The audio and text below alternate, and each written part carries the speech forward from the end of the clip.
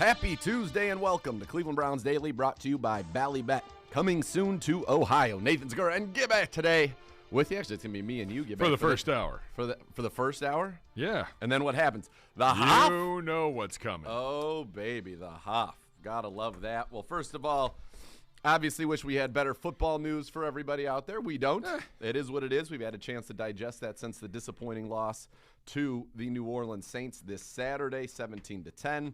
But then we had Christmas on Sunday, which I digested some beers. Oh, man. That's how you get through it. Yeah, you had a good one, Gibbe? Had a great one, man. You? It was great. Kids come home? So they got in. Everybody made it? They made it home at like noon on Christmas.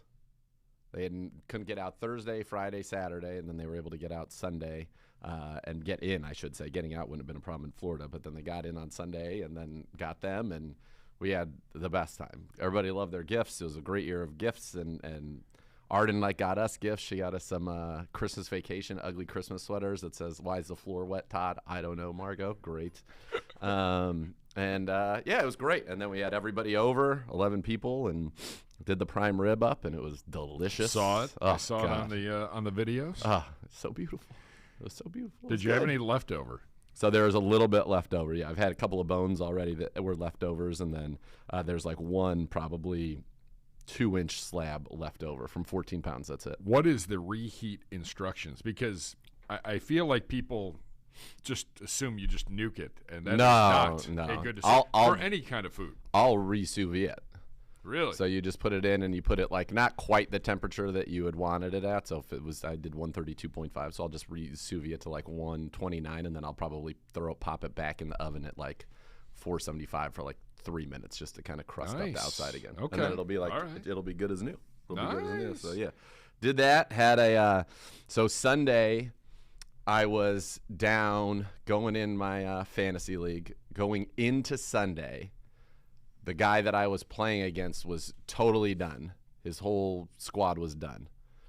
I had still to go Christian Watson, the Denver defense, DeAndre Hopkins, Eckler, and the kicker of the Chargers. And I was down 27 points with 5 people. Feeling pretty good that or someone's going to I was down show up. maybe 37 points with 5 people. 37 with 5 people. Yeah, so they needed to just average I should have won by like 40. Obviously did not. So Watson in the first game on Christmas is playing well. He has like 6 catches, 49 yards in the first half, but gets hurt. Correct. Doesn't come back. No, which I was looking at him, I'm like, I feel like you should have come back. Yeah, I would have liked him to have come back. Yeah. Second game is the Broncos-Rams. Goof. Denver had been like scoring a ton of defensive points. They had 8 picks in their last 3 games. The Rams had been the worst offense, so like the best for a fantasy defense to go against. Looking at the matchup, you would have said, this is a big, nice they scored opportunity. 0. Like, it's impossible for a defense in our league to score 0. It is almost impossible. They score 0. Well, that's how your coach gets fired the next day. Then DeAndre Hopkins goes out, gets 10 targets, catches 1 pass for 4 yards. Now you're sweating. So now goes into Monday. I'm down 27, I want to say, and all I have is Eckler and the kicker, Dicker the kicker. And Eckler scores once in the first half. Yes. And then he scored in the fourth quarter, and that was it. So on to the finals, baby. How much did you win by? 4 points. Ended up winning by 4. You were sweating. You had to See, watch that pig slop last What night, had happened game? was the absolute worst is so on after Saturday, his final game was the Pittsburgh Raiders game. Yep. He had Najee and Josh Jacobs. Josh Jacobs has been amazing all year. He had his worst game of the year. He scored like 5 points, and Najee scored like it's that Pittsburgh mystique, 10 and everything or with whatever. Franco and yeah. So he was like texting conceding, good game, it's over, blah blah blah. Not so and fast, I'm like, my friend. And I'm trying to be like, I don't want to hear your reverse jinx. Like, I got no time for it. I tried to like block his reverse jinx, and then all of a sudden Sunday happens, Christmas Day happens with those 3 games and those 3 performances, and I'm like, you reverse jinxed me. So Saturday, all day, Sunday night, and Monday on the group text, I'm just keep talking about, what a great season we had, and it was such a magical run, and wishing Ricky the best of luck in the finals. Yourself. So I quadruple reverse jinxed his reverse jinx, and then Austin Eckler, we drafted him first overall. He delivered for us in the clutch, and so we're on to the finals, taking on Mark Monaco and Vitardi in search of their first ever George, and I'm on my fourth. And the Miz was calling me yesterday, and he's like, "You're just trying to be like, I got no chance. So when you come back," I'm like, "No, man, it's over. I got no chance. I don't know what you're talking about." And then on to the finals. And it was only because did you watch any of the game? Oh yeah. Okay. Yeah, I watched up through halftime last night, and then I was like, I can't. If Keenan Allen doesn't step out of bounds by the slimmest of margins on that one play, Eckler doesn't get his first touchdown, and then the second touchdown, he got tackled at the 1-inch line, and I thought he was in, and I was wanting them to review it, and then I'm like, they're just going to quarterback sneak it, and then they gave it to him, and he scored. And I was like, yes. I was screaming. My kids came downstairs. They're like, "Did you make it? Did you win?" I was like, "Yeah, sure did. So it was good capper to the holiday. I am bummed out, though. This year, I don't know why, I felt like December flew by, and then all of a sudden it was Christmas, and then now I'm like, but I still want Christmas and Christmas hype and all of that. Thanksgiving came. Yeah. And then all of a sudden the month December sped flew up by. like a 5-time speed. And I don't understand. And next thing you know, it was Christmas. And now everybody is I don't know. There's some people working here today. It's like there were not a lot of cars in the parking lot today. No. Well, it's the week between the two holidays. Well, and the home portion of the schedule is over. Home schedule so done. The people that spent a lot of time last week working and were here on Friday in a blizzard, rightfully so. 4-4 at home. Not great. Not great. So your losses should have been, could have been. Saints, better. Jets, Chargers, Patriots at home were your losses. And 3 of them you had in the grasp. Swept the division at home. You went 3-0 at home in the division. You still have a chance to go 4-2 in the division if you beat the Steelers. Yep. That game TBD, kids. Who was our other, off the top of my head, who else did we beat at home? Why am I blanking on it? We beat the 3 teams in the division, and we have one other home win. Tampa Bay. That's right. Yeah. It was a very frustrating. I guess if there was a positive on Saturday, it was you're on to Christmas. You're on to the holiday. Because at 4 o'clock, it was not a great – well, it was great maybe in our booth. It was awful. It was awful. The feeling was not great. No. But you were like, okay, it's Christmas.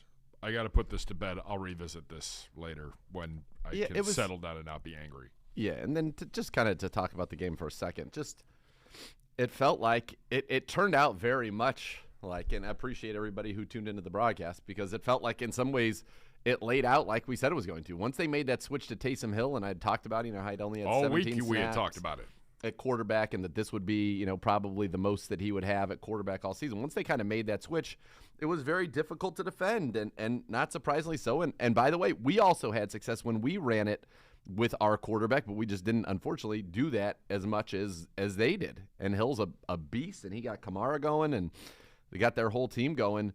I thought that, offensively, you had a chance, I thought, really to put it away early, but Amari falls down, and that touchdown, 14-0 would have felt really big. We were talking in the booth. That would have almost seemed insurmountable given the weather. Yep. And the way that we were playing, defensively as well. Yeah, and unfortunately, it did not pan itself out that way, and they were able to go out there and use the extra offensive lineman. They had Trevor Penning out there for 20 snaps of their 54 on offense. They had the extra guy out there, and they just ran it, and they got after us. And unfortunately, they were able to get that win, and it was honestly it was a bad loss. Yeah. It was a bad loss. It was a team that you should have beaten at home, out of their elements. They hadn't won outdoors all year. They couldn't throw the ball. The wind was clearly a factor. Neither team could throw the ball, but their ability to really just stick with that and run with, Taysom Hill and Kamara overcame whatever we were doing. And, you blew it. It was 10-0. 10-0 lead. You give up 17 unanswered, and it was rough. And it was kind of, in many ways, a microcosm, I feel like, of what happened this whole season. And the Browns at the end had their chances. They dropped the ball literally. Obviously, incredibly difficult conditions to catch the football, and I'm not trying to minimize that in any way, shape, or form, but certainly felt like some balls that were catchable for the Browns, and they didn't make those catches, and that ultimately proved to be the difference in this. Taysom Hill, 9 carries, 56 yards for them. Watson, 3 for 24 for us, averaged 8 yards a carry, had the touchdown run, but we couldn't get enough going through the air. 2 tipped interceptions that evened each other out for both sides. Just a rough game. Very disappointing game, I think, if you're as a Browns fan, and disappointing season, right? I mean, like, that's really what it's been. Not the last image you want to give the fan base at home. No. And you had some, like I thought Reggie Ragland was great in this game. Yes. 10 tackles. It was the highest graded player on the Browns at Pro Football Focus. This physicality in the run game was readily apparent. It's like so many things this year. Just not enough to get the job done, not enough impactful plays. We didn't get a single sack in this game. It was just tough. Grant Delpit, nice interception off the tip. He had good coverage from John Johnson, and then kind of when things were good, then all of a sudden they weren't good. And we just don't have that resiliency, that answer, and that, it's just kind of, like I said, microcosm of the year. Let one get away that you shouldn't have. Got out-physicaled when it mattered, got out-clutched when it mattered, and ultimately we're not able to overcome, the deficiencies that we had. And obviously, bringing Deshaun in, I know people are upset with, the level of play that he's produced. It's a work in progress. It is, but it would be nice if we were able to play this game in decent weather. Well, I mean, there was a pass that Andy Dalton December. threw that the wind blew backwards and it hit a guy in the back of his head. Thank goodness, because he was open. But, like, it is, you're right, it's December. But then you go and you watch some of those games over the weekend, and you'd say the ones that were played in decent environments actually looked like football. The ones that were not, not knew. as much. Yeah, you knew right away. Sunday, we're in Washington or Landover, Maryland, Yep. wherever the heck we're going, the worst press box in the NFL. Awesome. Yeah. Oh, wait till you get a load of this one. 53 and rain. Like, it's been a weird weather year. 53 and rain? Yeah. I thought it was supposed to be better weather than that. I think there might be rain just in the morning. It might just be in the morning, but 53. It was supposed to be around 60, and I've seen that it's come down here a little bit over the last couple of days. It's Tuesday. Who knows? A lot can happen, but it just extremely disappointing, especially because you had them on the ropes at halftime. Yeah. And you came out in the second half, and they scored, and I think we all looked at each other, and there was they got a 2-for-1 They again. got 2, and they got 10 points. Yep. Field goal, touchdown, and that was and that's where you're at. it. Yeah, just disappointing. It's been a disappointing season all around. This team, more talent than the results have yielded, and I think it's it falls on everybody, right? I think there are certain situations where the coaching and the scheme needed to be better. I think there were certainly situations where the players and the execution needed to be better and the performance needed to be better. And when all of that stuff is not at the level it needs to be, you end up with a season like this. And now you want to go out and you want to win these last 2 games. You can spoil Washington's playoff hopes. Spoil Washington. You want to beat the Steelers in Pittsburgh. Yes. It's Browns-Steelers. It gives you a chance to sweep the Steelers. When's the last time we swept the Steelers? I don't know. I would have to look. It's been a long time. A long time. So you could. That's at least on the because in 2020 we didn't sweep the Steelers. No. Screw those bums. So we can. That's where you're at. You're out of the playoffs. You are eliminated. That's what you have to play for. And there are going to be teams in the playoffs that you're going to say, man, I think at one point we were better than those teams, but unfortunately we lost a lot of them head to head, and we blew our chances. One roster update from yesterday, finally official, even though we've been talking about it since late last Friday? week. Yep. Jack Conklin has signed a 4-year contract extension with the Browns, the right tackle who has had a very solid season for this football team. He will be here for 4 more seasons, and that gives them good depth there. You need Jed Wills to come along more, but you got James Hudson now backing up and keep your good depth at that tackle position. So that is a good move for the Cleveland Browns. All right, when we come back, we're going to hear Kevin Stefanski's press conference from yesterday. Then Gibbe and I will react to that. We've got one thought from every game at 1:30, which will be a lot of fun. Poisel going to step in for one for thought. Bo Bishop. Yeah. Oh boy! All right, then we get the Hoff coming in at 2:00 for Absolutely. the Hoff hour, and there it is. So lots to get to here on this show, and we will look. it is what it is, right? We are where we are. The season is what it is. And so we're still going to have fun. There's still plenty of good football to talk about. And for the Browns, as we talked about, still an opportunity to end the playoff dreams of the Washington Commanders. And then an opportunity Maybe to sweep the Steelers. An opportunity to sweep the Pittsburgh Steelers, which is something that we'll look that up. We'll get Connor to look that up in the break. Connor, I feel like he might even know that is with his Pittsburgh ties. It wasn't when Roethlisberger was here. I don't know. I gotta go back and look. That is definitely a look back into the stat In 2020 we split, which was our best season. 2021 last year. The year we beat out, we lost Alex Mack. Did we split that? Yeah. They beat us in at the 2014. End? Yeah. Yes. Yeah. Yeah. Yes. All right. We'll take a look at that. We'll get some of that information for you and much, much more when we come back. Head coach Kevin Stefanski, Cleveland Browns Daily, brought to you by Ballybet. Coming soon, very soon, to Ohio.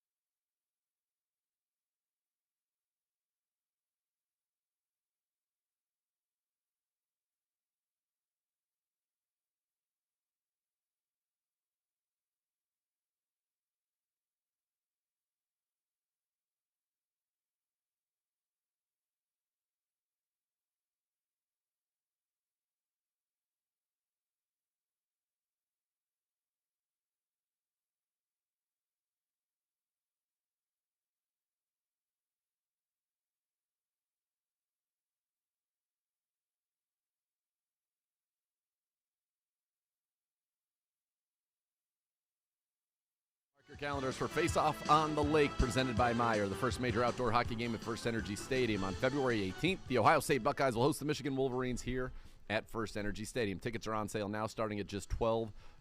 For more information, visit firstenergystadium.com/faceoff or call 440-891-5050. We head to the podium now. Here's Browns head coach Kevin Stefanski. Okay, first of all, I hope everybody had a good holiday yesterday.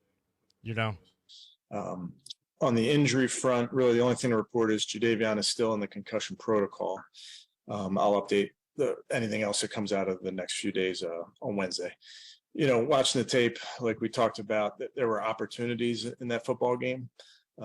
Tough conditions for both football teams, and a evenly matched game, but in the end didn't make enough plays to win that game, which was tough. And the guys fought like crazy, fought till the end. So disappointed about that, but we know this still got some football left in us, and we know we got Washington starting this week on Sunday. So with that, I will take any questions. Hey, Kevin, hope you had a nice holiday as well. In terms of the last couple of games with Miles and Nick, who have both been dealing with stuff, have you considered sitting them for the last two?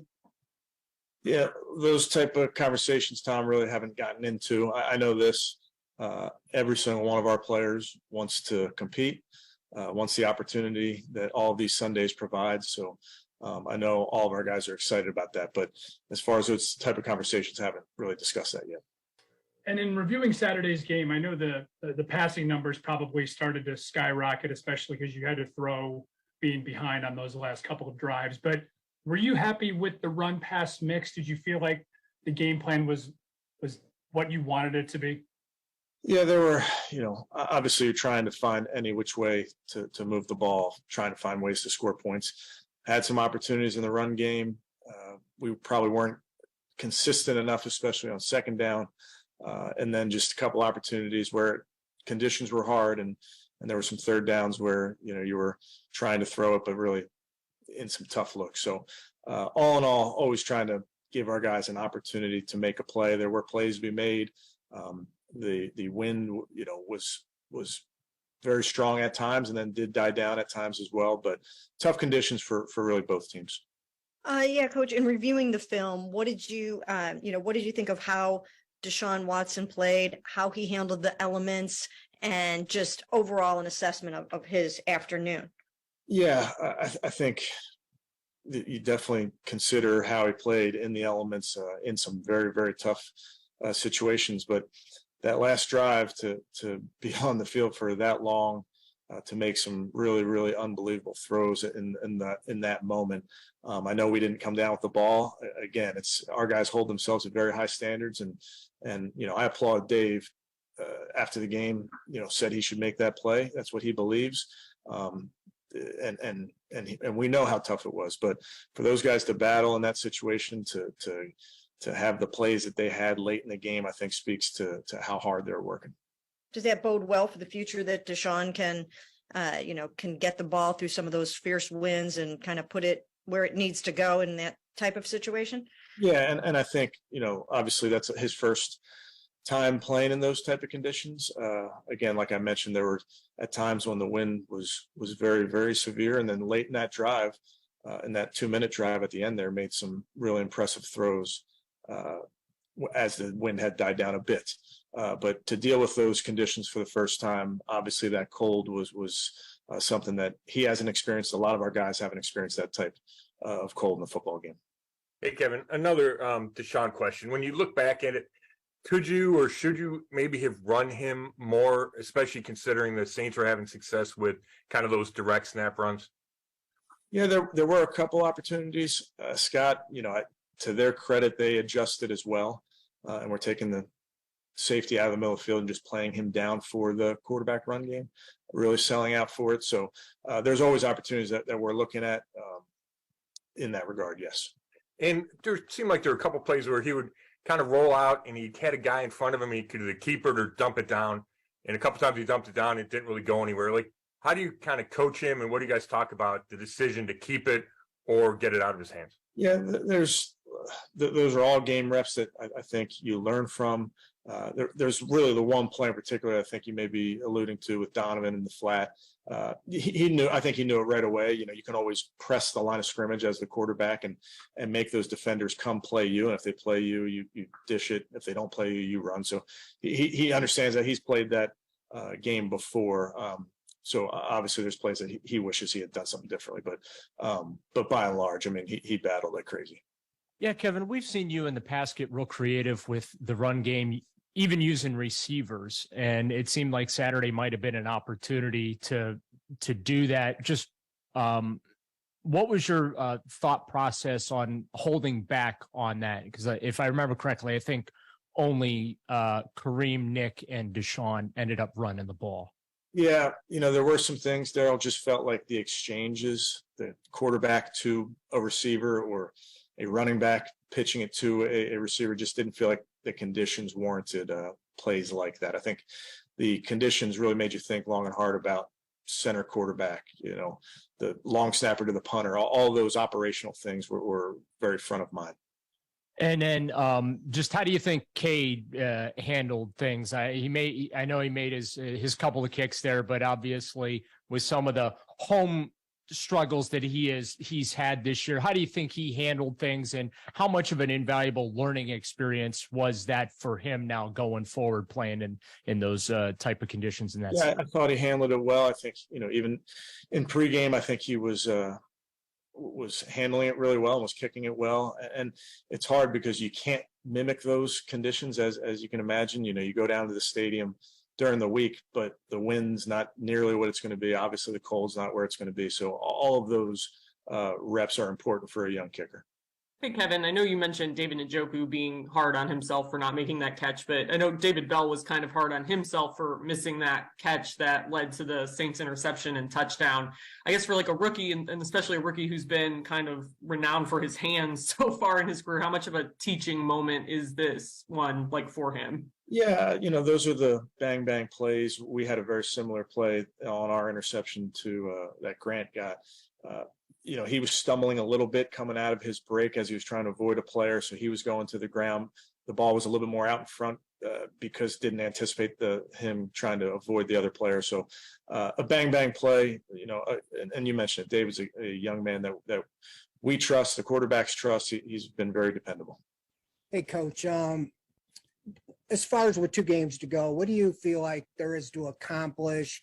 And are you a believer that you can gain any momentum going into the off season, by finishing strong? And second, do you look at this as an opportunity to look at some of the younger players, or just playing it straight?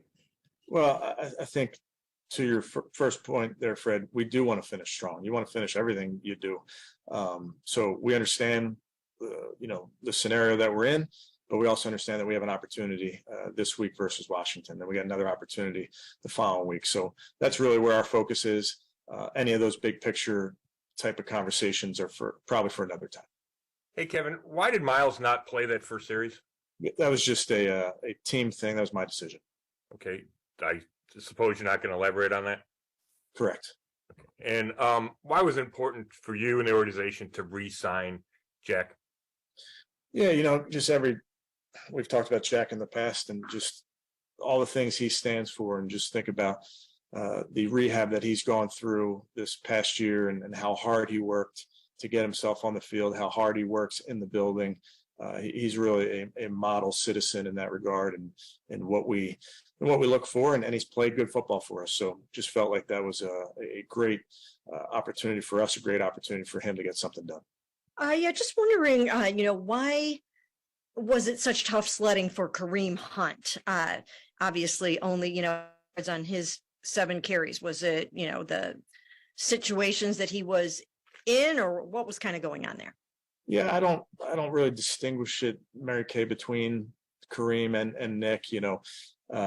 We at times blocked it really well. At times, 1 or 2 guys really didn't execute it exactly how they could. And again, in tough conditions, and where you had to come off the ball, and it was going to be a lot of dirty runs. And Nick had a couple opportunities to scoot through some of the holes, and Kareem did not, but it wasn't for a lack of effort. Yeah, Kevin, obviously winning and losing in the NFL is just such a real fine line. We've touched on the close call with the throw to David and stuff like that. It just seems like that's been a little bit of an underlying theme this year. Opportunities close, but just not able to make those key plays. Just from your perspective as a coach, when you evaluate those situations, what do you think it 1 minute can do to get to a point where you make those difference making plays when they matter the most going forward? Yeah, I think it's to your point. Listen, there are going to be plays in the game that are game on the line. You got to make a play. Dave goes up versus Tampa on 4th down and makes the play. Obviously, we would have loved to have made the play last week, but I think for us, so much of the focus goes on those plays, and as a coach, I can go back to the first play or second play of the game and talk about how 30 players, coaches use it. So you never know when that play is going to happen in the course of a game. That's going to change the course of the game. And that's why the focus really is in terms of playing a 60-minute football game. And if you do that, if you're playing clean offense, defense, special teams from the beginning, maybe don't put yourself in the position where it's a tight ball game. So again, the guys are going to make sure that they're working hard, understand what they have to do, and we got to just put them in position to make plays. You're up. All right, that's Browns head coach Kevin Stefanski at the podium there. When we come back, Anthony Poisel in studio. We're going to give you one thing from every game this weekend, week 16 in the National Football League. And, folks, there's a new way to cheer on your Cleveland Browns with the help of your favorite four-legged companion, Barking Backers. Presented by Milkbone is the Browns' newest club for pet parents worldwide. Sign up today at barkingbackers.com. Barking Backers, the fan club for dogs. All right, we'll be back with more here. One thing from every game this weekend. Cleveland Browns Daily, brought to you by Ballybet.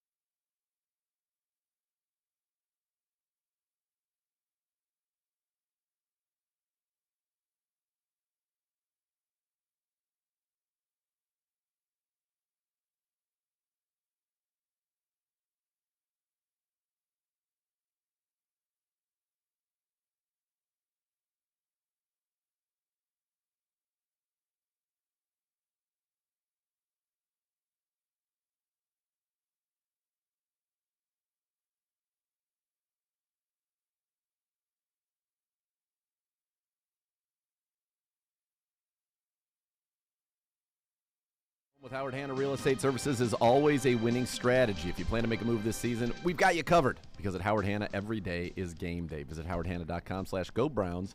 Today, welcome in Brown staff writer Anthony Poisel to the program live in studio. Gibbe is here as well. So, Gibbe, what's about to happen? Week 16 in the National Football League. Bishop on assignment. Poisel out of the bullpen for one thought on this Tuesday.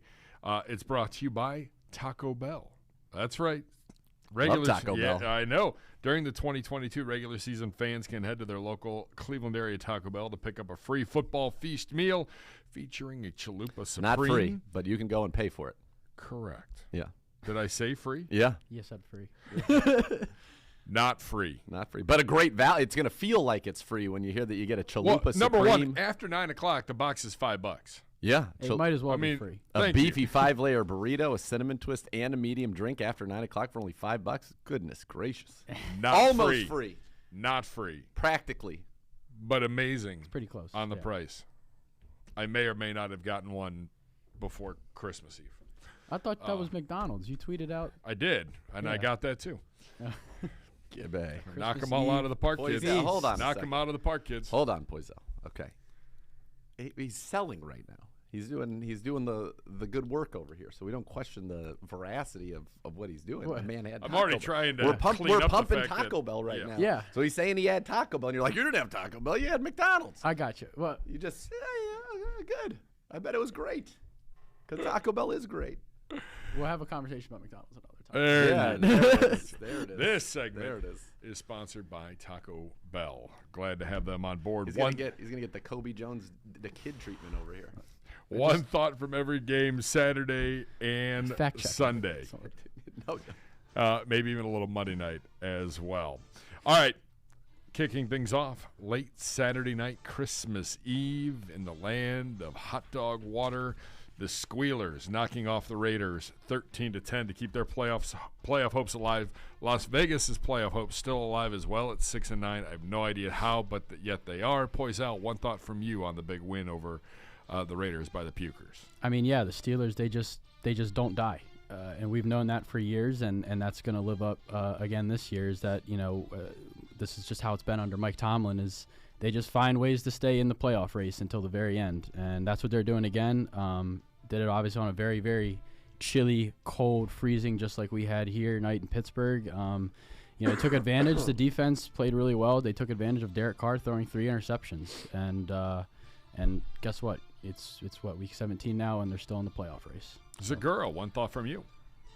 Kenny Pickett, 3 game-winning drives, but I love that Pickens. I liked him going into the draft. Yes, you and did. He looks like a stud. He made the big play when they needed it on Yep. a nice little slant route. Got a good pass, obviously, from Kenny Pickett as well. The Steelers, they just figure out how to win under Mike Tomlin. It's crazy. It really is. It's wild because they're not a good football team, and the Raiders are just. Talk about a team that is less than the sum of its parts. I mean, and look, we're sitting here and Yep. we can't throw, live in glass houses. You can't throw stones, but the Raiders have been dreadful given what they should have been this year. Squealers were dead and buried. We thought that Tomlin was going to get his first losing season as a head coach. He still can. Still can. Still We very should much we in should be play. trying to make sure that does not happen. Very much in play. In week 18. Yep. Late day games. By the way, the NFL doing Washington no favors. It's one thing if you have to travel when you play on Christmas Eve. We've had to do it. Chicago a couple of years ago and a few other places Christmas Eve. It's a whole nother to go to the West Coast and then have to fly all night home. Mm-hmm. And then you're a vegetable all day on Christmas Day.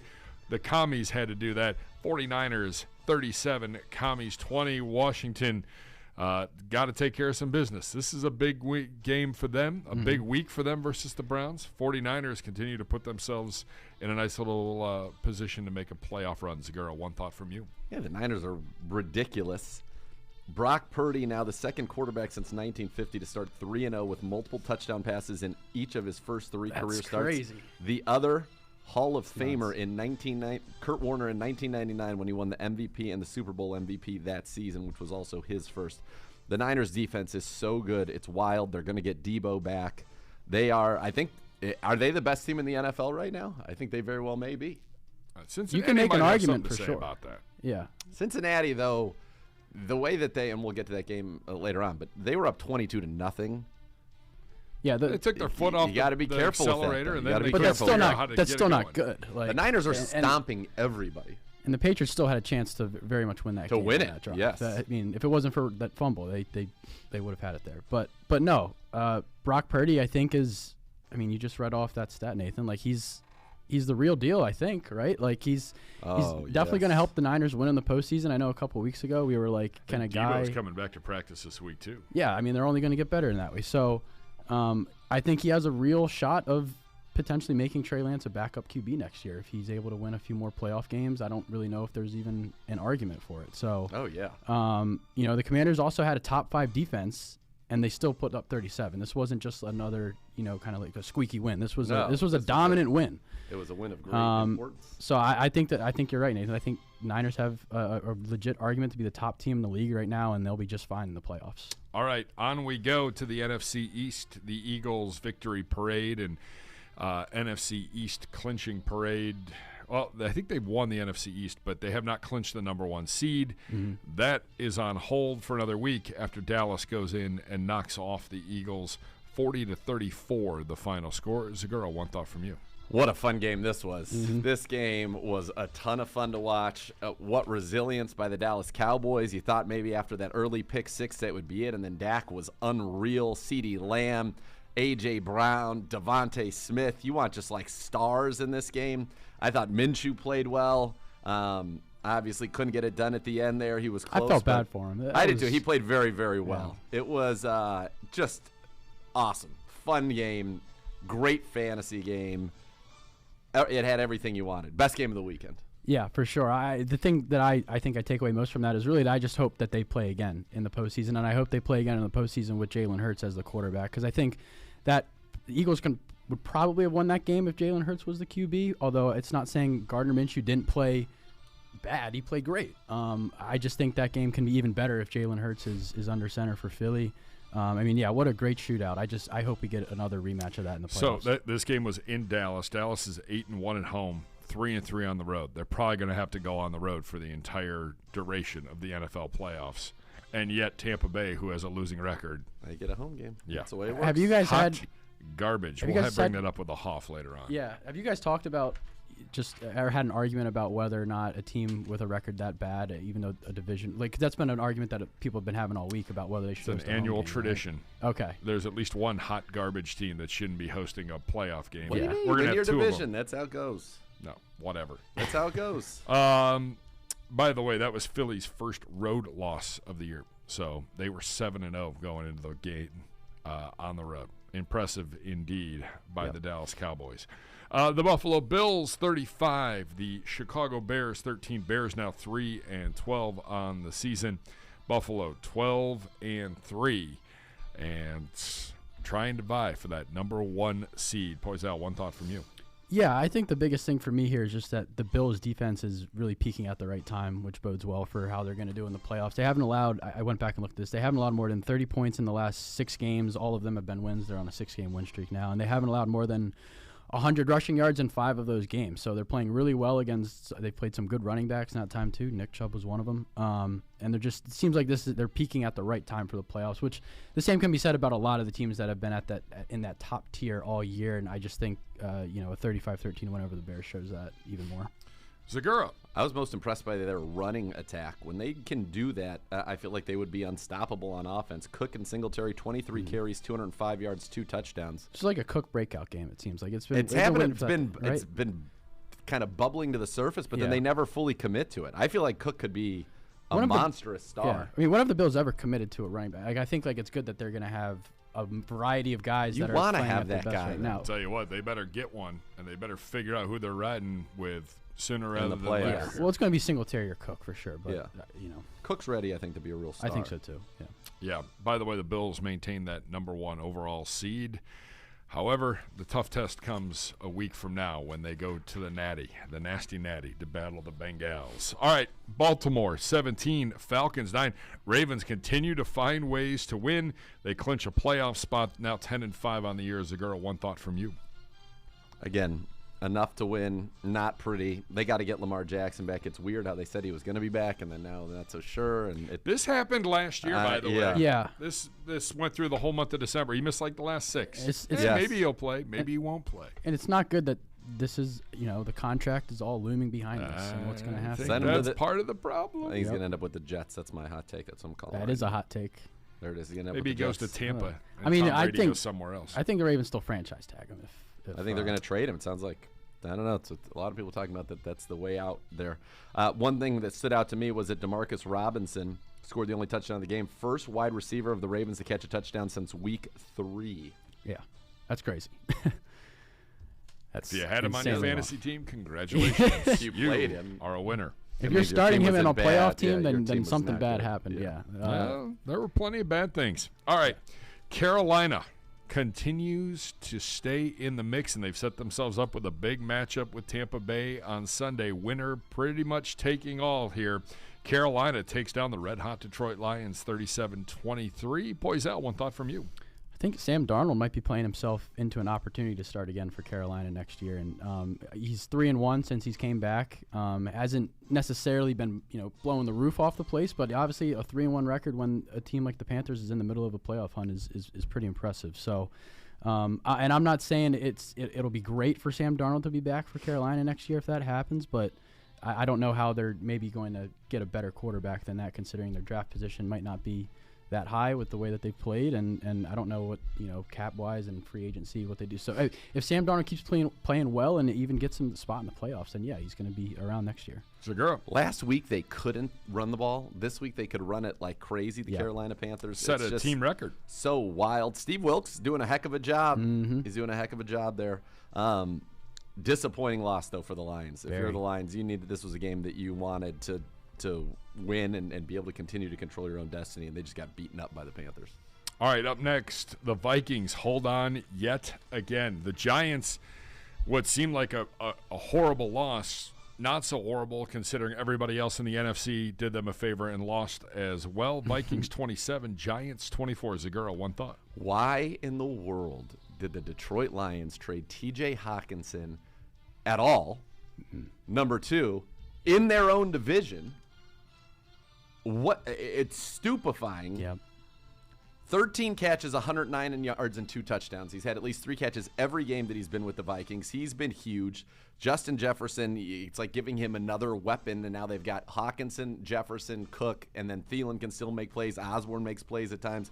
Absolutely insane. The Vikings, they win close games. They're going to have that belief even into the playoffs, even though they haven't been great, but he's unbelievable. Justin Jefferson, by the way, has the single-season receiving yard record, breaking Randy Moss's from 2003, and there's still 2 games to go. That Offensive Player of the Year one, I would know that we're not allowed to being NFL employees, but that would have been my big breadwinner this year. I had Jefferson in our preseason Offensive Player of the Year. Oh, yeah. That would have been the one. It's a good case. I mean, I don't think you can rule the Vikings out for the number 1 seed at this point either. I know the Eagles have been in that spot all year. Right there. But with the way the Vikings are playing, 11-0 in 1-score games this year, which is an all-time record, that's just insane if you think about it, right? So I would not be ruling the Vikings out to have the NFC run and the to Eagles, it Minnesota. should be a gimme, but they host the Saints on Sunday. Right. Yeah. So, and the Saints still with something to play for. And I know Minshew played well, but as long as Hurts is out, that Eagles team is still not as capable, I think, as it would be with Hurts in the game. All right, we're going to rotate, guys, since we're up against it. Right. Segura, Chiefs 24, Seahawks 10. Seahawks fall to 7-8. Geno Smith falling back to reality a little bit. Chiefs, they finally beat somebody by double digits, but it still feels like they could be doing a lot more every week. They're kind of just, it feels like they're in cruise control.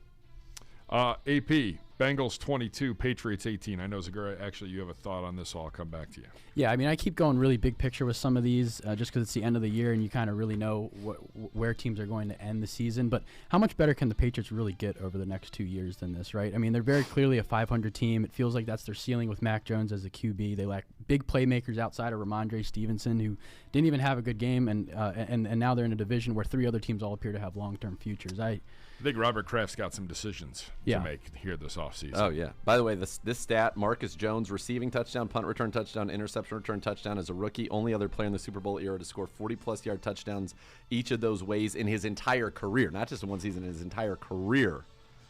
Deion Sanders. I was going to say, it's Deion. It's got to be Deion. Prime time. Deion. Yep. AP, somehow the Houston Texans won another game. I mean, they've been knocking on the door for a couple weeks, but they finally get one, and they do so at the hands of the Tennessee Titans. This game was delayed 2 hours because they didn't have enough power to power the stadium. Nashville was shut down. Yeah, the power grid was out. Texans 19, Titans 14. Yeah, I mean, this was, I think, was a lot bigger of a reflection on where the Titans are going more so than where the Texans are going. I think we've seen why Malik Willis wasn't drafted until the third round and why he slid that far in the. It's still a small sample size, but I don't even know if he's thrown his first career touchdown yet. If he's the next guy in Tennessee, and I think that's far from a lock that he is, that it's going to take a lot of time and a lot of growth for the Titans to be able to compete with the way the Jags are playing right now and with the picks that the Texans are going to have and everything. So I would expect if this holds out, Titans-Jags Week 18 will be your Sunday night football game. Winner take all, loser probably out. I'm not kidding. Gross. Well, yeah, it is. But that's not what a great Sunday matchup. Night, but that's what Sunday night gross. football wants. Right. They want the winning in. They don't need the the Bengals and the That Ravens. the winning are in both is enough of an attraction. Yeah, I get it. It's the winning in. I would bet money that's your Sunday night. And That's if it the is, final regular you know season what? game. Trevor Lawrence he's fun to watch right now, and he's been fun to watch the last month or two now. So Zagura Christmas Day, Tampa Bay 19, Arizona 16 in overtime. Gross. Get McSorley. Gross. Get Colt McCoy back in there. Clearly concussion protocol. Disgusting. I don't know what's going on with It's Tom Brady gross. and that team. AP, this one was more gross. Mm-hmm. Rams 51, Broncos 14. Yeah, Almost maybe watch the NBA. You have to give Baker a lot of credit for what's been a pretty impressive start in LA. He's helped them get them 2 wins now. He's thrown just 1 interception, I think, in the 3 or 4 games maybe it's been, and he just helped the Rams top 50 points against a top 5 defense. And the fact that he is doing this all on a crash course with the Sean McVay offense is pretty impressive. Game of the day on Christmas, Packers 26, Dolphins 20. Zagura, one thought. These young receivers are so good all around the league. Waddle, even I thought Watson, and he got knocked out there. But don't count out the Packers, and that's a team nobody wants to face if they do get into the playoffs. Their D is good. Rodgers is okay. The ayahuasca's farther enough out of his system, so I think he's starting to play a lot better. That is one thought from Week 16 in the NFL. And again, it's sponsored by Taco Bell's Football Feast. Pick up a Football Feast meal featuring a Chalupa Supreme, a beefy 5-layer burrito, a cinnamon twist, and a medium drink after 9 o'clock p.m. The box, only $5. All right. When we come back, hour number 2 of Cleveland Browns Daily, the Hoff joining us live here. It's going to be a real treat. You're listening to CBD, brought to you by Ballybet, coming soon, very soon, to Ohio.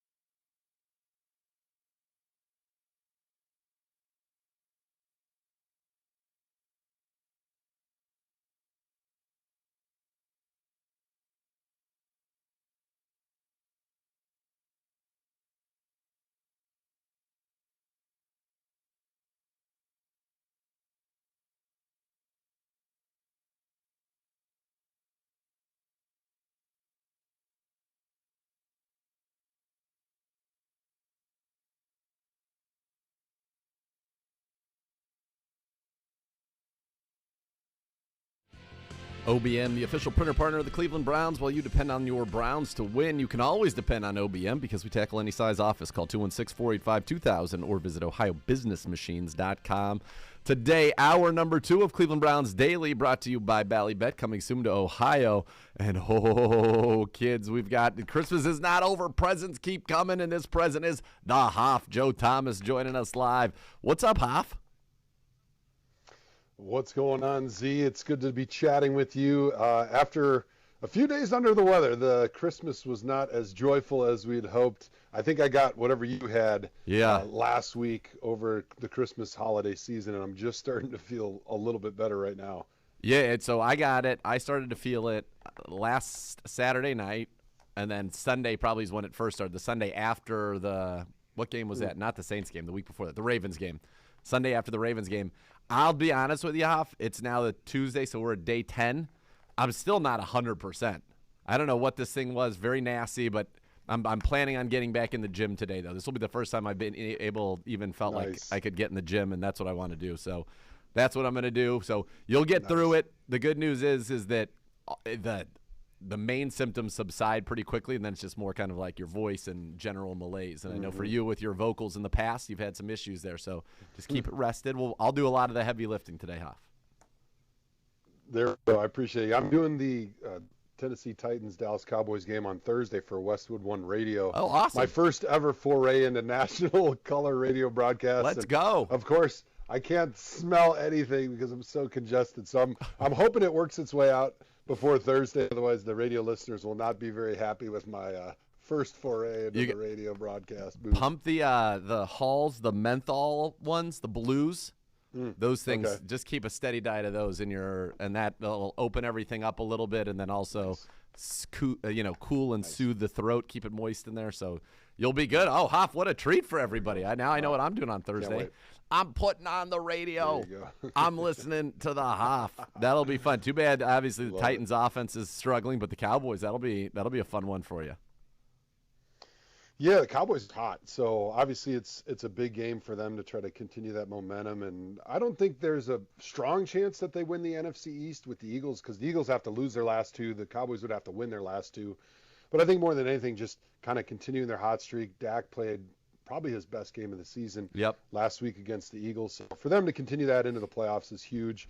The Titans, they're in all sorts of trouble. I mean, they lost their last 5 games. This game is meaningless now because they're going to go play Jacksonville the last game of the season. Whoever wins that ends up winning the AFC South, as putrid as that division is this year. So it'll be an interesting game to see how much of the starters you see from the Tennessee Titans, because they got a bunch of guys banged up. And this is essentially a meaningless game on a short week, so they may just kind of rest their guys. So that adds another little wrench into my preparation as a radio guy, trying to figure out, all right, it's almost like a preseason game. Got to learn all the backups in case they're rolling them out there for the whole second half. Oh, my, Hoff. I got Derrick Henry in the fantasy finals. Do you get a production meeting doing national radio? Do you get do you get a little excitement or a little insight? No. Okay. No, not a whole lot of insight. Like, I'm going to be talking to the radio guy from the Titans and the Cowboys this week, getting ready for the game. But Vrabel, as you'd expect, being a former Patriots guy, is holding things close to his vest on who he's going to play. But Derrick Henry is a little bit banged up, so it wouldn't be a shocker if he at least doesn't get a lot of carries, probably not his normal workload. And they give Malik Willis the opportunity to kind of some yes, you're going to be not very happy screaming at your TV when Derrick Henry either doesn't play or gets like 5 carries.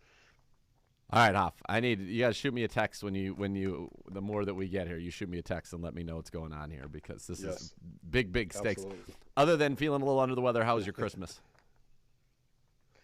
It was great. Kids were still at that perfect age, like 9, 8, 6, and 4. So they're all still loving the magic of Christmas and Santa. It's such a great sweet spot. And we had a great Christmas day with just our family, and then a nice little candlelight Christmas dinner, which, I like to sit down just like you, Z, to a nice 90-minute to 2-hour meal with 7 to 10 courses, Mama was in the kitchen all day making the glorious Christmas ham and all the sides, and we sat down. We had the candlelight dinner. Everything was perfect. I was ready for a good hour to 2-hour session at dinner, and as you know, with kids, about 10 minutes in, all of a sudden they're all getting up from the table and they're storming off to go play with their toys. So it was short-lived, but it was still wonderful. How was yours? It was great. Well, you got to just keep the adults there. The adults stay and the kids go play. And then it's all good. Frolicking. Yeah, let them frolic a little bit. It was great. Did the 2 prime ribs, and it turned out as it does it's perfect. And everybody was saying, you're not even stressed. I'm like, I'm not stressed at all because the sous vide is just so perfect. So I got them rubbed up. Now my father-in-law does not like rosemary, so I had to make one that didn't have any rosemary in the rub, and then that was a small one, and then the big one. I know, it's sad. I don't get it, and then the normal one, and I had this really good from our new knife set, this kind of long, thin knife that I was able to kind of poke through the entire meat, and then I could line that hole with garlic cloves, so like right in the middle, one through the rib cap, and then a couple under. So there was probably like 20 garlic cloves in there too. And when you sliced it, like most pieces got like a cooked garlic clove in there that was really good. So yeah, rubbed it all up, browned it at 475 for 15 minutes. And then in the bag in the sous vide, and I upped the temp a little bit this year. I usually go right around the medium rare 129. I upped it to 132.5. Very pleased with the decision because it got more of the fat melted in, and it was just the perfect texture. So it was in the sous vide for about 7 hours and then back into the oven again at 475 for 10 minutes to crust it up at the end after I brushed it with some ghee to give it a nice little crust on the outside. And when I cut into it, I sent you the video and I cut into it. I was moved. To tears. It was so beautiful. You were moved to tears. It was so beautiful.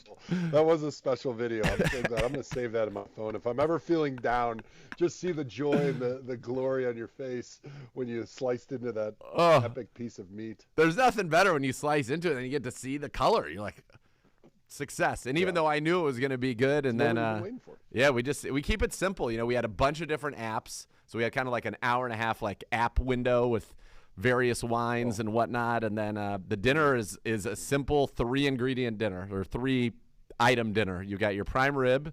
I make a fresh au jus, use some of the bag juices, some Worcestershire, some red wine, a little bit of a little beef broth, and then a fresh rosemary sprig, some garlic. Get that going. And that was delicious. So it's just the meat, mashed potatoes, which I bought some amazing made mashed potatoes at Metropolitan Market. It came in like a 6-pound bag that was like vacuum sealed, and they were reasonably priced. And so all I had to do was get them heated up, and I added some ghee to that, some milk, and a bunch of roasted garlic, and just whipped that up. And so that was good. And then peas and pearls, and that's it. That's all you get. Those are the 3 items. Love it. And it's just it was great. So 14 pounds. We had, I guess, 10 meat eaters, but one of those was Arden, although Arden eats a pretty good portion. My mom, not so much. But all we had left was probably like a 2-inch slab is all that's left. And some of the bones. Oh, it was good. That's a good feeling. Like I did beef tenderloin for our Christmas Eve dinner when I had my parents over. Oh yeah, I saw that. It was beautiful stuff. Oh, it was glorious. So I did 2 because the ladies, they like it a little more well done. So I did sort of like a well done. That hurt you, I piece. bet. Yeah, would hurt me a little bit, right? It does. I mean, this beautiful beef tenderloin, and you're cooking it at 160 degrees, which is hotter than I cook chicken. I mean, it doesn't even make sense. No. But hey, I say it's their preference. Hey, if they're happy, they're happy. Prefer things. That's right. Because I've cooked it at 129 or 140 a million times, and they don't like it every single time. So at some point, I got to stop being the bozo and just cook it the way they like it. So I finally did that, and then I did the 129 for people that like meat, that tastes like meat. That like meat. And you could have just stopped right there. It turned out amazing, and every little bit of it was licked clean. There was no leftovers, which leaves you a little bit sad, but at the same time, it leaves you very happy that everyone enjoyed the meat and they consumed all of it. So I like your idea, though, on Christmas to have just 3 items, because that's one thing that I think we could have done better. Maybe next year, different planning. Like in hindsight, this is my after action report. Yeah, we good. Do a huge charcuterie plate. Like Annie loves doing a giant charcuterie board. Love it. And then for the adults, instead of buying each other gifts, we bring something that we can all share. So my wife had like a little champagne tasting.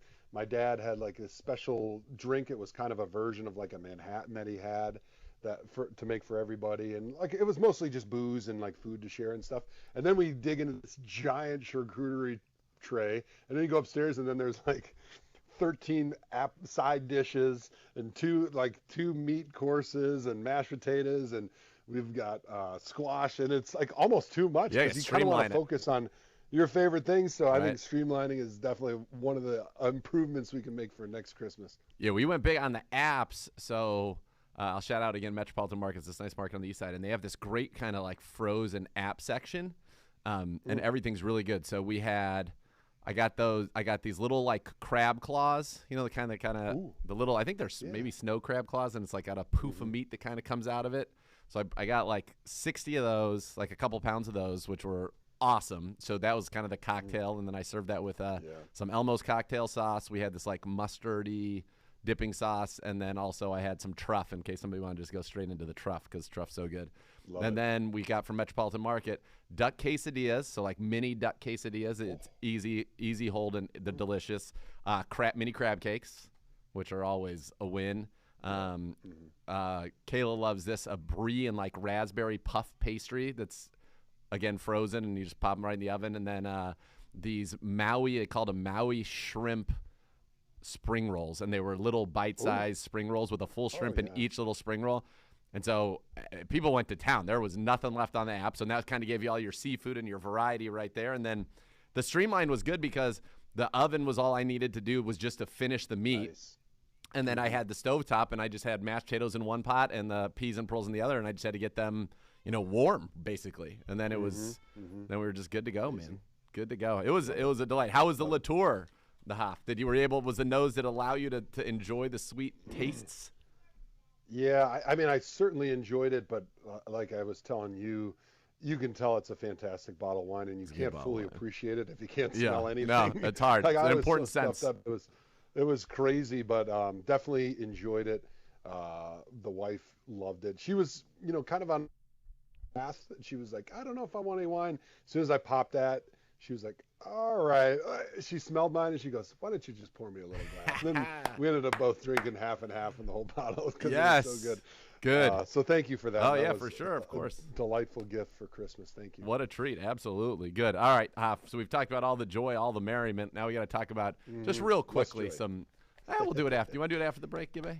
Gibbe says after the break, and Gibbe's the head honcho. So when we come back, we'll talk a little bit about what happened with the Browns on Christmas Eve. A little, not as pleasant as the other things we've been discussing, but it is the Hoff Hour. We're having a great time here. We'll be back with more Cleveland Browns Daily, brought to you by Ballybet, coming soon to Ohio.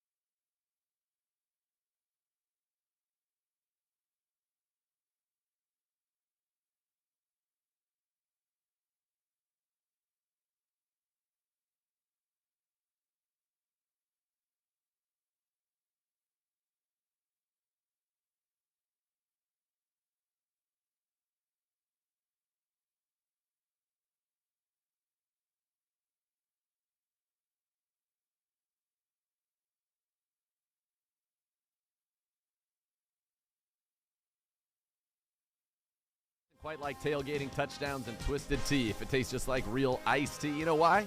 Because it's made with real brewed tea. Cool, refreshing, and with a 5% kick of alcohol, it's thirst down and goal. Twisted Tea, hard iced tea. Keep it twisted. Nathan Zagura and the Hoff, Joe Thomas. All right, Hoff, Saturday, the Browns race out, 10-0 lead.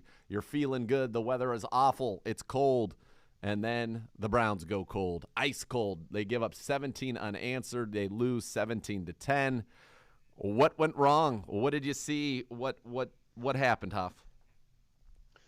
Well, the biggest thing that I take away was their just inability to get touchdowns when they get near the end zone in that red zone area. And playing a really cold game, it's going to be a low-scoring affair. I played in a few of these in my career. The few that stick out is the Snow Bowl that we won 8-0 against the Bills. And then the Thursday night game, I want to say we won like Euro against the Pittsburgh Steelers, which was a really cold game where we sacked Roethlisberger a bunch of times. And then we lost one in December in 2008 against the Bengals. That was the coldest game of my career that I would maybe consider it similar to this game. And I want to say it was 10-0 or 7-0, something like that. But either way, all those games are going to be low scoring because you're just not moving very fast. You're not going to have a lot of downfield opportunities for explosive plays because the weather is just so bad. It's cold and it's windy. And so when you get an opportunity to get close to your opponent's goal line, you got to find a way to finish with 7. You can't kick field goals, and you certainly, like we saw on the final drive of the game, you can't come away with no points, especially when you have opportunities. And they had some opportunities. Like the two that stick out of my head is the Amari Cooper when he slips in the end zone, and then David Njoku, the drop at the end of the game. And it's just a couple plays in the NFL usually determine the outcome of a game, but especially in these cold games where it's a low-scoring game and it's going to be tight, like one or two plays, and sometimes it's just bad luck. Like when Amari slipped, it's just bad luck because the field's frozen and you're just not used to that. But with the Chief, when you got an opportunity to make a play in a tight game like this, you got to make them. And unfortunately, the Browns were not good in those moments, and that's kind of been a little bit of a window into what's happened the whole season in those critical moments. Those third downs, those fourth downs, those red zone opportunities, like those big moments in the game, they're not making the plays when they have to. Huff, why can't we run our kind of slow developing pin pulls anymore? It feels like they just do not work. That's a good point. I think one of the possible things is that with Deshaun, you're running a little bit more shotgun, and those pin pulls typically they work a little bit better when you're under center and the running back's behind you because it's a balanced look. You can't. It's harder to run those pin pulls from shotgun because the defense knows it's pretty tough to have your back offset one way and then come all the way across the formation. It's pretty slow and go the other way. So you kind of have to grab it and pitch it to the same side.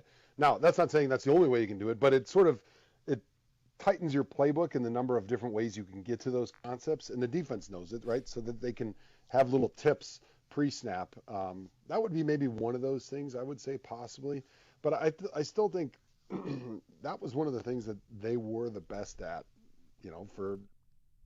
since Kevin Stefanski got here with Bill Callahan. And having Ethan Posick back at center was important, I think, because he's a pretty good puller, but other than that, I mean, typically those plays they're not working if there's not a good down block, and that's not always the case. It's just a little bit cloudy, and I think a lot of it's just being a little bit on an edge and not being tight with your details when you're getting those plays called. Yeah, because the ground game, it's struggling, and this game really came down to who could impose their will physically, and I thought that the Saints, we expected to see a lot of Taysom Hill, something I talked about pretty much leading up to the game all week and talked about on the broadcast extensively, and that really flipped it for them. That last possession, the end of the first half, first possession of the second half, and it became a good formula for them, made the defense play 11 on 11, and then for us offensively, we ran it effectively with Watson, but did so sparingly, and you look, hindsight's 20/20, and he's not built like Taysom Hill, who's a tight end as well, but what did you make of kind of that difference and then their ability to kind of just impose their will? Well, that was one thing that was disappointing to me. That was sort of my there as I was drinking the great Nathan Zagura wine after this game on Christmas Eve. I was disappointed with our tackling. I know it's cold.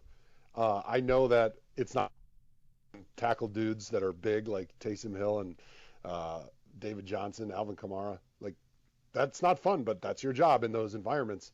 And to allow a team like the Saints, environment where it's really difficult to throw the ball downfield. So know the run game's coming. Like that's what they're bringing.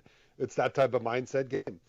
So you got to just go in with that mindset like it's going to hurt, but that's behind me, and I'm going to go do my job, and we're going to stop the run, and we're going to make Andy Dalton throw downfield to beat us. And they didn't do that. I mean, the Saints had 152 yards rushing, and they're not a great rushing team. No. They're not like the Browns. They're not like some of these other teams like the Titans that I'm seeing on Thursday. Like that's what they do. The Saints, that's not exactly who they are. And I thought the tackling was poor, and I thought that was a big part of why the second half kind of flipped the momentum, is they were just able to churn out those 5, 6, 7-yard runs where, maybe we made contact at the line of scrimmage or 1 or 2 yards down the field, but then they just kind of pushed and surged and lurched forward for 5 or 6 yards, and pretty soon it's 2nd and 4, and they have their whole playbook available to them, right? Whereas all you got to do in those situations is you get a stop on first down, and now it's 2nd and 10. And they realize that it's going to be hard to convert long third downs, right? So the pressure becomes so much greater on an offense when they don't have a successful play on first down in these really cold, terrible environments. And then on the offensive side of the ball, I would like to have seen Deshaun get more opportunities to run the football, because looking forward to the last 2 games of the season, I want to see what this rushing attack is going to look like next year. And for me, it's going to be a healthy dose of Nick Chubb and then Deshaun Watson. Like more opportunities with the RPOs, more opportunities with the more creative ways to get to some of those pin pulls when maybe Deshaun Watson's in the pistol, or maybe you are in the gun and you got your back offset, but it's a fake to the pin pull, and now Deshaun Watson's running a bootleg, and he has an option of either running it or dumping it into the flat, where you see a lot of times like the backside tight end, he'll run down the line of scrimmage like he's blocking, and all of a sudden he'll pivot, and then he'll flatten out, and as the quarterback's booting out, now he gives him a short opportunity for an easy completion, or the quarterback can run, or a lot of times then you'll have a player from the far sideline who's streaking all the way across on like a deep over, so if you have a shot, you can take it. But I think those type of concepts are what fits this offense, and I would have liked to have seen more of that in this game, more opportunities to run the football with Deshaun Watson, especially in some of those 3rd and short, 4th and short situations. Hey, you just wished in some ways that, these games were being played on the road in domes so that you would have an opportunity to kind of see everything you want from Deshaun Watson. And I think that's the hard part is you haven't been, I mean, this game was, you mentioned it. It looked like, I kept commenting on the broadcast, it looked like everybody was moving in slow motion. Like clearly guys did not trust their footing. It looked like it was almost hard for the body to run at full speed. The acceleration and burst you're used to was not there for really anybody on either side. It was kind of weird to watch the game unfold. I don't know if it looked that way on TV, but certainly it did, from the vantage point up above. Yeah, it did. And I remember playing in some of those cold games in college, in the NFL, and even like as a kid, just going out and throwing the ball around during Christmas break in the snow piles. Like your body just moves slower when your muscles are cold. And it's kind of like as a reporter, being on the sideline for those games. I remember doing some pregame and halftime postgame shows with Thursday Night Football where it was pretty cold, and all of a sudden, as soon as your face gets cold, you're talking slower. Yes. Like everything's just moving slower. It's harder to get those things out. And it's the same thing when you're out there trying to play. Like you're just moving slower. It's kind of like the slow-mo button got hit. But for an offensive lineman, you like that because it slows those dudes down to your speed, right? The defensive linemen now are not running as fast, and you saw the impact there, I think, a little bit. Myles Garrett really didn't have much impact at all in the game because as a pass rusher, as a fast guy, you kind of get neutralized, especially on the defensive side, because you're already slower now, right, because of the cold, but then you're also trying to react to what the offense is doing, and when it's good conditions, you can react in a split second. But when the conditions are bad and the field's frozen, it takes even longer, and so it seems even longer by the time on defense you recognize what's happening and you can respond to it. And so a lot of times the pass rush is almost completely ineffective because of the cold and because of the field conditions. Jack Conklin, 4-year contract extension. I thought he's played pretty well this year, especially kind of his pass blocking over the last, you'd say second half of the season has been very, very good. What did you think about that deal, and how important is it to kind of have that continuity? I think it's huge. I think Jack's played really well, especially coming back from such a gruesome injury. He's gotten better each week for the most part as he's trusting that knee a little bit more. And I think it's really important because this offensive line, I don't think anybody would say is the best in the NFL this season. No. They've had some highs and lows, but they're still one of the better offensive lines in the NFL. And I think the key to the success, the formula that Andrew Berry's trying to build here is a very good offensive line, who can pass block, who's a good run blocking, physical offensive line. You can run the football, and then you got Deshaun Watson, who keeps you in every game because he can throw the football in the pocket, he can get outside of the pocket, he can make plays off schedule. Like, I think having Jack there on the right tackle, especially as you look around the league and see how hard it is for teams to be able to find those starting or better quality offensive linemen, like it was a no-brainer to keep Jack here, especially a guy that so desperately wanted to continue his career in Cleveland. Yeah, he did, and he will get the opportunity to do that. When we come back, we'll quickly go around the AFC North. We'll go around the league as well. You're listening to the Half Hour here on Cleveland Browns Daily, brought to you by Bally Bet, coming soon to Ohio.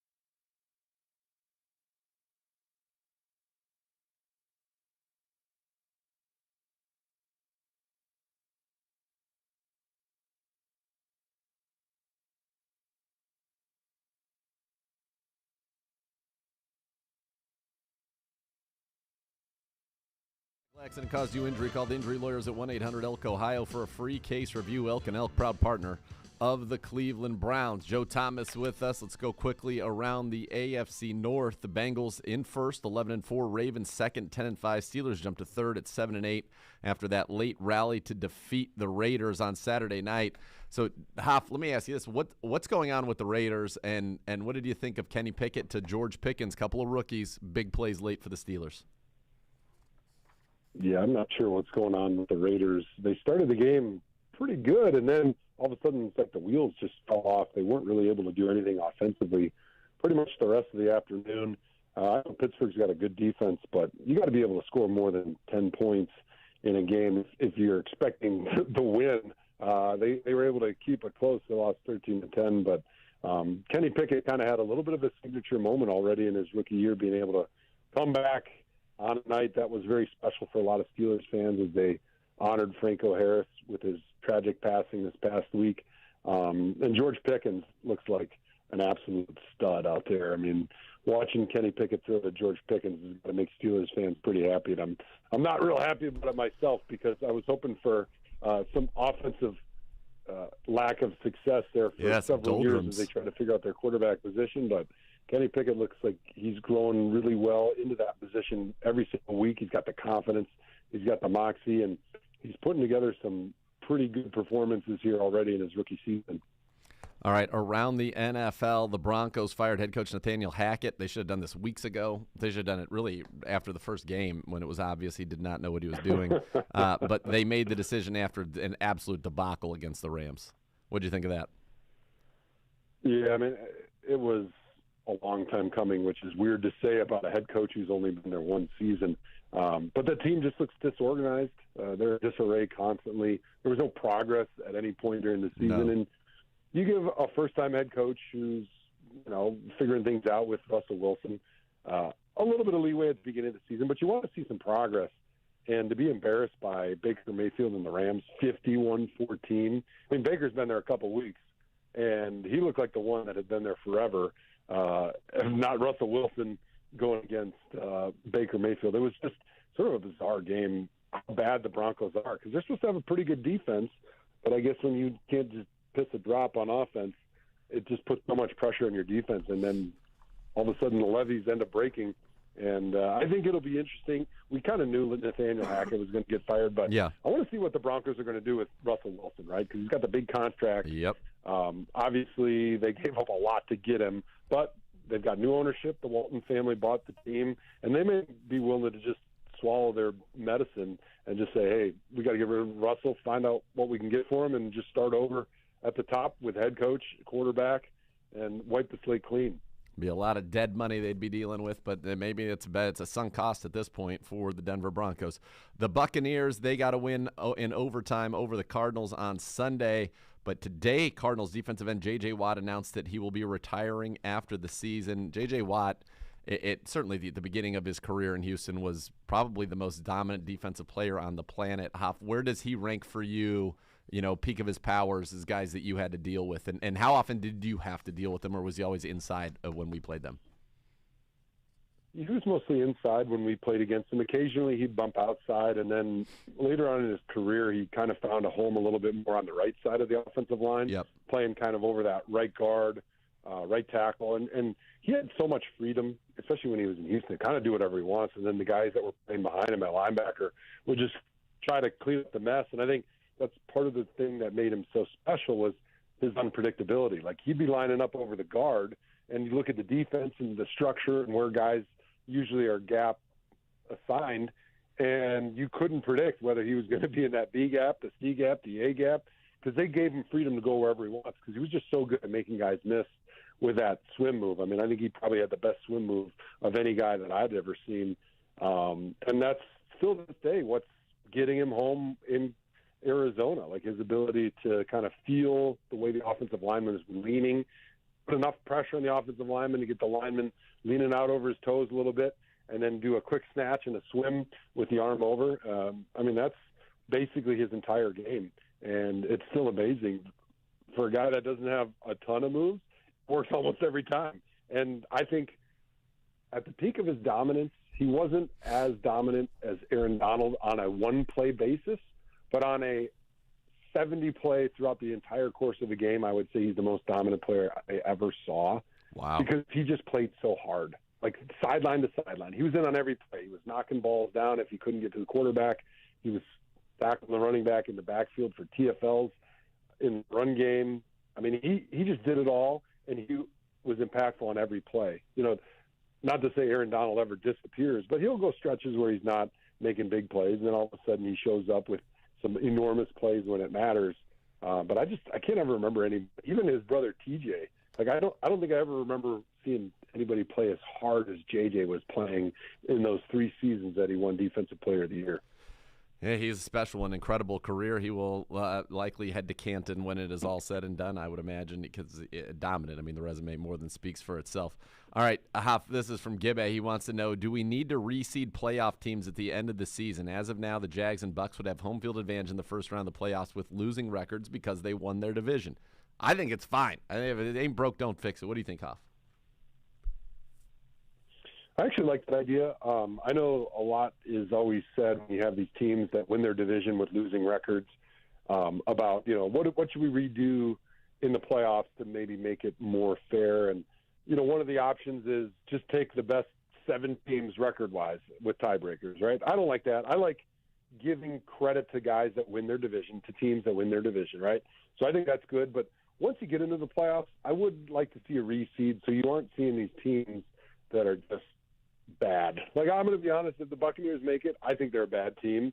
They should not be hosting a home playoff game just because they won their division. The Jaguars, now they're actually a better team because they kind of started slow, and I think it was because of the newness of the offense, the newness of that team with a new head coach coming in there, Doug Peterson.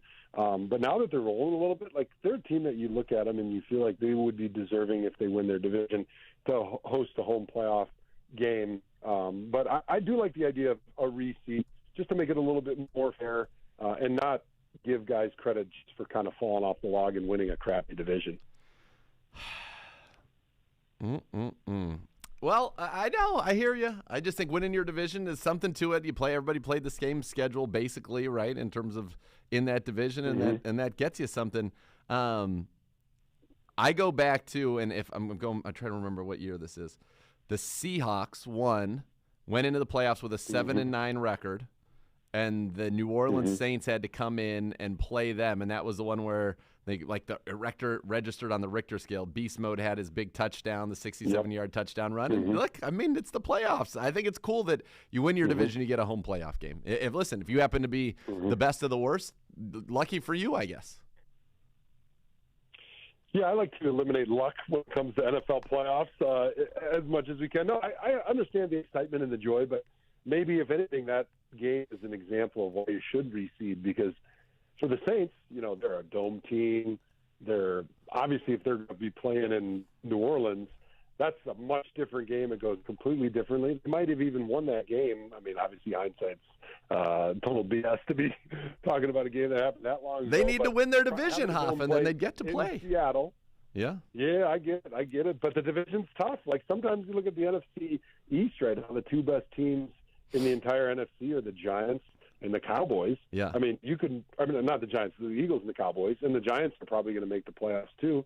And so you're going to say, like, the 2 best teams in the conference are going to potentially go down to the wire, and one team's going to win and get the number 1 seed, get a bye, and the team that maybe gets edged out, let's just say by a tiebreaker in their own division, is going to have to go on the road and play one of these teams that's 7-9 and maybe get bumped. No, hey, I like there's more storylines with it, so I totally understand that side of it.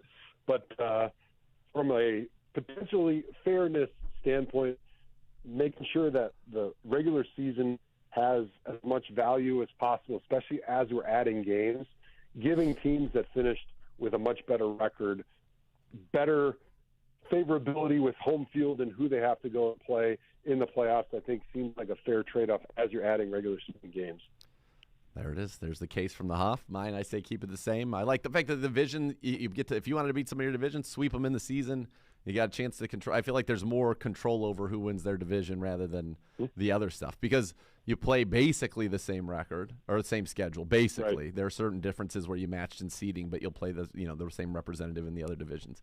It's an interesting one. It's funny, on one hand, you say, oh man, I got to go play these teams, but on the other hand, those teams have losing records, so you should be able to beat them if you're ready to take care of your business and get it done. I like that though. I like competition. I think it's fun. Hoff, we're going to be in DC. Well, actually, no, we're not. We're going to be in Maryland for New Year's Eve. Do you have any big New Year's Eve plans, Hoff? Nothing crazy. So I'll be coming back from Tennessee on Friday, pick up the kids, go out to the farm for a couple days, and we're going to celebrate New Year's Eve at the farm with the cows and the goats and the chickens. So it should be fun with the kids. We'll probably set the New Year's alarm at 10 p.m. and play a recording of last year's New Year's ball drop so that we can get them to bed and we don't have to wait till midnight. That is an elite trick right there from the Hoff folks. Play last year's ball drop, and when they say welcome to 2022, do you say 2023 really loud so it drowns it out? Yeah, I like that. They just misspoke. They were supposed to say 2023. They didn't want 2022 to go. They said let's run it back. Let's run it back. So wonderful. Yes. Well, Hoff, rest up your voice. We can't wait to hear you on Thursday night on the call for the Titans and the Cowboys on Westwood One. That'll be awesome.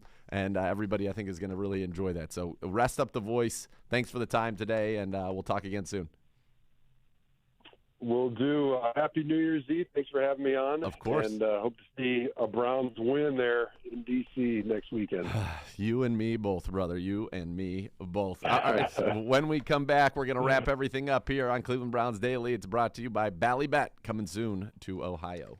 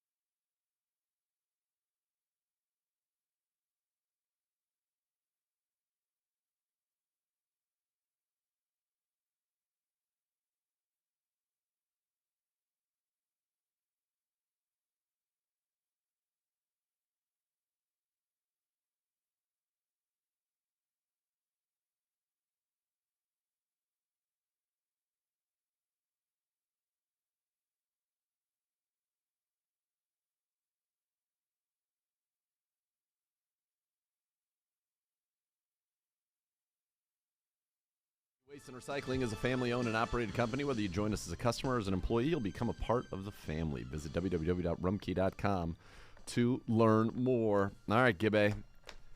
Tuesday down. Wednesday, we'll get back to some... We turn the page. Yeah, we will meet the Commanders. They have not announced who will start at quarterback yet. They have a debacle on their hands. Heineke, Wentz. Give me Wentz. It's a big game. I'd love to see Wentz. A big game for them. Yeah, it's a huge game for them as they try to keep their playoff hopes alive, and we'll be able to... We should look and see who our TV crew is for this. Right now, they are currently the 7 seed in the NFC, are the Commanders, because of their tie. They are 7-7-1. They're one game ahead of Seattle, Detroit, Green Bay. So if they can't afford to slip up. They lose, those teams could pass them with a win this week. So I feel like the Pack's looking really almost good. control their destiny. So the Commanders play the Browns. The Packers play the Vikings. So tough game for the Packers there. They play the Vikings in Green Bay, though, And then we said the Seahawks, they play the Jets at home, who are reeling. So the Seahawks could easily win. And then the Lions play the Bears, also in Detroit. So those 3 teams that are behind them, all are at home. They're all favored to win. The Browns and the Commanders. We'll see if the Browns can play a little spoiler. And that's all you can hope for at this point. That's it. TV game is on Fox this week. Okay. Adam Amin, Mark Schlereth, and Christina Pink. All right, Mark Schlereth. There it is. Stink. Yeah, there you go. Unbelievable. Yeah. This is where we are, but it is, and for the Browns, it's 2 their minutes. 2 opportunity minutes to try to go ahead and make the best of it, get a win here, and then go on and try to sweep the Steelers. And we just found this out for the first time since 1988. That's a big deal.